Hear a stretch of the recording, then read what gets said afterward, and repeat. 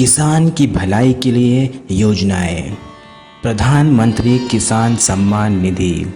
यह योजना 24 फरवरी 2019 को शुरू हुई। इसमें ज़मीन वाले किसानों को हर साल 6,000 रुपये दिए जाते हैं। यह पैसे 3 किस्तों में सीधे किसानों के बैंक खाते में आते हैं। अब तक 2.81 लाख करोड़ की राशि किसानों को दी जा चुकी है। प्रधानमंत्री किसान मानधन योजना। यह योजना 12 सितंबर 2019 को शुरू हुई। इसमें 18 से 40 साल की उम्र के छोटे और सीमांत किसानों को हर महीने 55 रुपये से 200 रुपये तक जमा करना होता है। 60 साल की उम्र पूरी होने पर उन्हें 3,000 रुपये मासिक पेंशन मिलती है। अभी तक 23.38 लाख किसान इसमें जुड़ चुके हैं। प्रधानमंत्री फसल बीमा योजना। यह योजना 2016 में शुरू हुई। इसका उद्देश्य किसानों को प्राकृतिक आपदाओं से होने वाले नुकसान की भरपाई करना है। अब तक 5,449.40 लाख आवेदन आए हैं और 1,50,589.10 करोड़ का दावा किसानों को दिया गया है। ब्याज सहायता योजना। किसानों को खेती, डेयरी और मछली पालन के लिए 7% ब्याज पर 3 लाख तक का अल्पकालिक कर्ज मिलता है। समय पर कर्ज चुकाने पर 3% की और छूट मिलती है, यानी कुल ब्याज दर 4% रह जाता है। ब्याज सहायता योजना। किसानों को खेती, डेयरी और मछली पालन के लिए 7% ब्याज पर 3 लाख तक का अल्पकालिक कर्ज मिलता है। समय पर कर्ज चुकाने पर 3% की और छूट मिलती है, यानी कुल ब्याज दर 4% रह जाता है। कृषि अवसंरचना निधि। यह योजना 2020 में आत्मनिर्भर भारत पैकेज के तहत शुरू हुई। इसके तहत किसानों और संस्थाओं को भंडारण, कोल्ड स्टोरेज और दूसरी कृषि सुविधाओं के लिए ऋण मिलता है। अब तक 33,209 करोड़ की राशि 44,912 परियोजनाओं को दी गई है। 10,000 किसान उत्पादक संगठन या FPOs।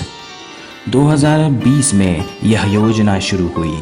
इसमें किसान मिलकर संगठन बना सकते हैं। हर संगठन को 3 साल तक का 18 लाख तक की आर्थिक मदद मिलती है। साथ ही बैंक से 2 करोड़ तक का कर्ज भी आसानी से मिलता है। राष्ट्रीय मधुमक्खी पालन एवं शहद मिशन 2020 में आत्मनिर्भर भारत अभियान के तहत शुरू हुआ। मधुमक्खी पालन को खेती का 5वां इनपुट माना गया है।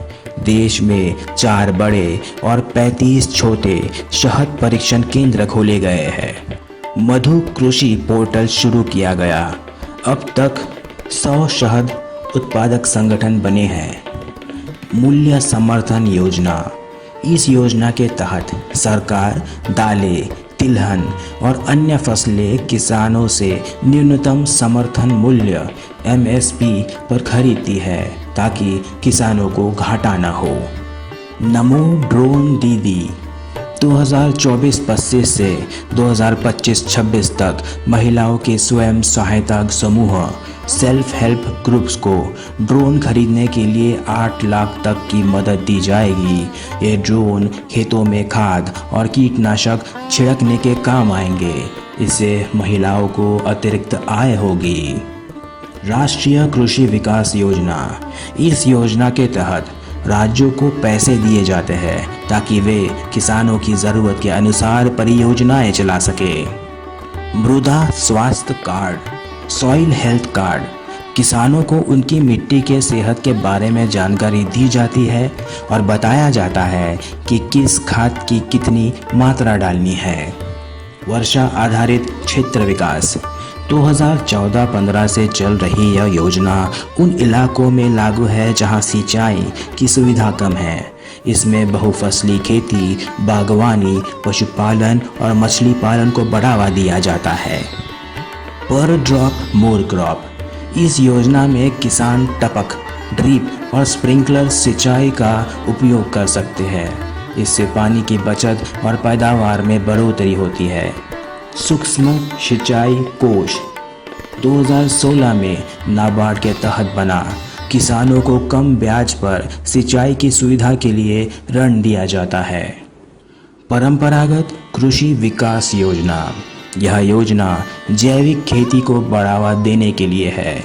किसानों को रसायन मुक्त खेती के लिए प्रोत्साहन राशि दी जाती है। कृषि यंत्रीकरण उपमिशन 2014 से लागू।